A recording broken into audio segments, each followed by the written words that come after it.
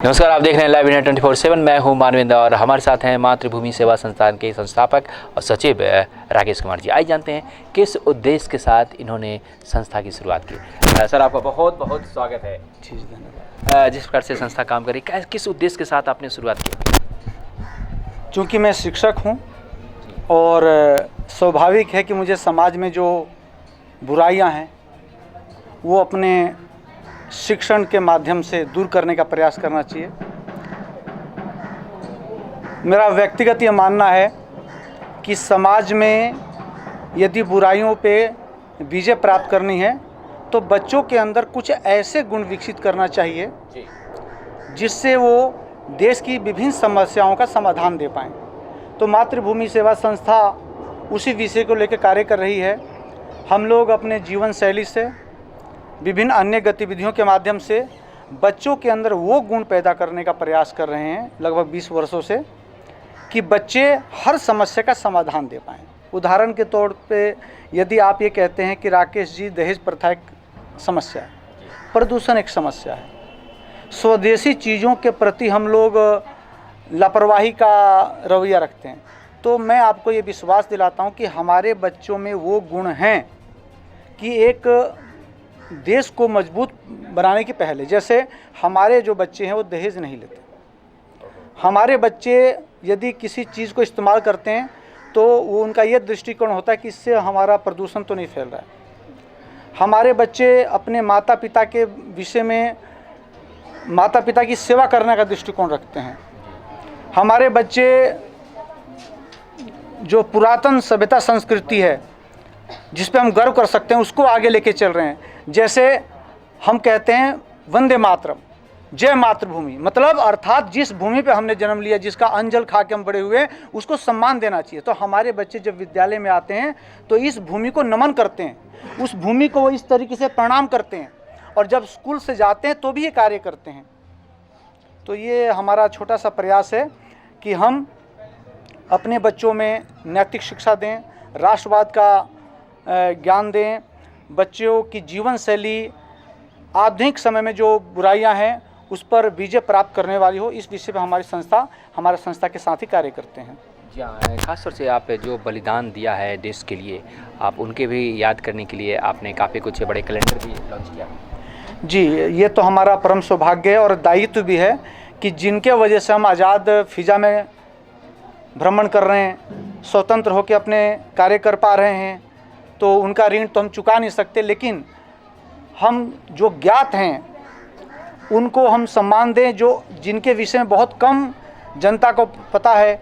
उन क्रांतिवीरों की जनगाथाओं को, शौर्य गाथाओं को जन जन तक पहुंचाइए। तो हमारा दायित्व है। ये कोई मैं बड़ा कार्य नहीं कर रहा हूं और इस कार्य के लिए सभी को तैयार रहना चाहिए। ये तो हमारा सौभाग्य है कि हम इन लोगों के सामने नतमस्तक हो रहे हैं। जी हाँ, बिल्कुल। हम ये जानना चाहेंगे, आपने आई कैंप यहाँ पर लगाया था, ऐसे और भी क्या कैंप लगाते हैं?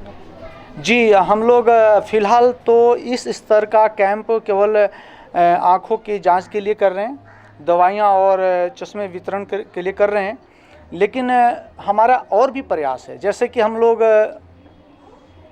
निगम, जो अलग अलग शहरों में निगम्स हैं, उनके माध्यम से हम उन प्रतिमाओं को गोद ले रहे हैं जो किसी न किसी कारण से उपेक्षित हैं। सरकार ने उसको स्थापित कर दिया लेकिन सम्मान नहीं मिल पा रहा है। सरकार ने स्थापित कर दिया लेकिन चिड़िया वहाँ पर बीट कर रही हैं, धूल पड़ रहा है।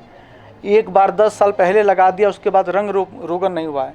तो हमारी संस्था में ऐसे राष्ट्रभक्त हैं जो नियमित समर्पित हैं, सेवा दे रहे हैं, उन प्रतिमाओं की साफ सफाई कर रहे हैं और किसी से और से सहयोग ना लेके केवल अपने पॉकेट से जो खर्चा करके उन प्रतिमाओं को शीशे से ढक रहे हैं ताकि उसमें धूल ना पहुंचे। और नियमित रूप से जन्म दिवस, बलिदान दिवस और पुण्यतिथि हम लोग उन क्रांतिवीरों का मना रहे हैं जिनकी हमने प्रतिमाएं गोद ले रखी हैं।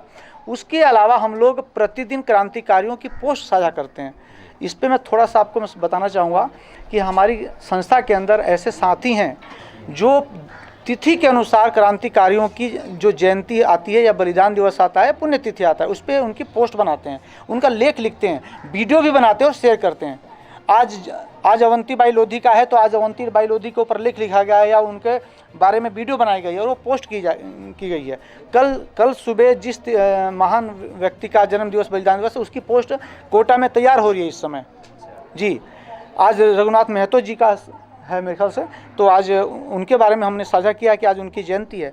तो हम नियमित रूप से 20 वर्षों से ये कार्य कर रहे हैं, लेख भेज रहे हैं, अगर लेख नहीं भेज पा रहे हैं तो वीडियो बना के भेज रहे हैं। ये हमारी टीम कार्य कर रही है और हमें इसमें बहुत संतोष मिलता है, क्योंकि ये हमारा परम कर्तव्य है और अपने कर्तव्य का हम निर्वहन कर रहे हैं। जी हाँ, आज खास तौर से आज सूचना प्रौद्योगिकी विशेषज्ञ इंजीनियर और समाज सेवी दीपक साहू जी भी आए थे। उन्होंने भी आपको कुछ सजेशन दिया है डिजिटल के लिए। जी, मैं आपके इंडिया लाइव के माध्यम से तेजपाल धामा जी का विशेष धन्यवाद देना चाहता हूं, जो अपने आप में एक बहुत बड़े समाज सेवक हैं, लेखक हैं, राष्ट्रभक्त हैं।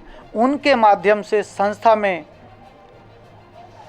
एक बेहतरीन वैज्ञानिक, सॉफ्टवेयर इंजीनियर श्रीमान दीपक साहू जी जुड़े हैं, जिनके विचार अनुकरणीय हैं और संस्था उस पर 100% कार्य करेगी। क्योंकि मैं जहाँ तक समझ पाया हूँ, वो निस्वार्थ कार्य करने वाले सच्चे समाज सेवक हैं और मुझे तन मन धन से जिस भी तरीके से योगदान देना होगा, उनके विचारों का मुझे पालन करना होगा, मैं करूँगा। क्योंकि मैं और मेरी संस्था दिल से चाहती है कि हम इस देश को बेहतर बनाने का प्रयास करें। इस मिट्टी से हमने बहुत कुछ लिया है, जन्म से लेकर मृत्यु तक हम कुछ ना कुछ लेते जा रहे हैं। जैसे अपनी माँ के पेट में रहते हैं तो उसका आधा भोजन ले लेते हैं, जन्म के बाद उसके छाती से लग के हम दूध जो पीते हैं वो उसके खून से बनता है। इस माँ जन्म लेने के बाद इस हमें वृक्ष को काटना पड़ता है, हमें खिलौने जो लकड़ियों से मिलते हैं, वस्त्र जो हमें इस प्रकृति से मिलती है, वसुधा से मिलता है। तो इस मातृभूमि को सुख देने का, इसको बेहतर बनाने का जो हमारा परम कर्तव्य है, वो मातृभूमि सेवा संस्था के माध्यम से संभव है और उसी के तहत मैं कार्य कर रहा हूं। और मुझे पूर्ण विश्वास है कि आदरणीय यशपाल बंसल जी, आदरणीय चंद्रकांत जी, आदरणीय सतपाल भंडारी जी, मेरे बेटे समान पुरुषोत्तम, बहन नितिका जी और जो मेरे प्यारे बच्चे हैं, इनके माध्यम से जरूर समाज सेवा कर पाएंगे, अच्छा कर पाएंगे। हमारी संस्था ही पूर्णतः समर्पित है देश के लिए और ये हम सौभाग्य किसी न किसी कीमत में प्राप्त करेंगे। और मैं आपको आपके माध्यम से, सोशल मीडिया के माध्यम से बता देना चाहता हूं कि हम उस सूची में शामिल नहीं होना चाहते जो केवल सपने देखते हैं। हम उस सूची में शामिल होना चाहते हैं जो सपने भी देखते हैं और पूरा भी करते हैं और मातृभूमि का केवल नारा नहीं लगाते हैं, इस मातृभूमि को सुंदर बनाने का प्रयास भी करते हैं। जी हाँ, बस चलते चलते हम कहेंगे मातृभूमि सेवा संस्था द्वारा एक मैसेज दें आम आदमी। आपके माध्यम से मैं इस जनमानस को ये मैसेज देना चाहता हूँ कि साथियों, यदि जन्म हुआ है तो मृत्यु भी निश्चित है।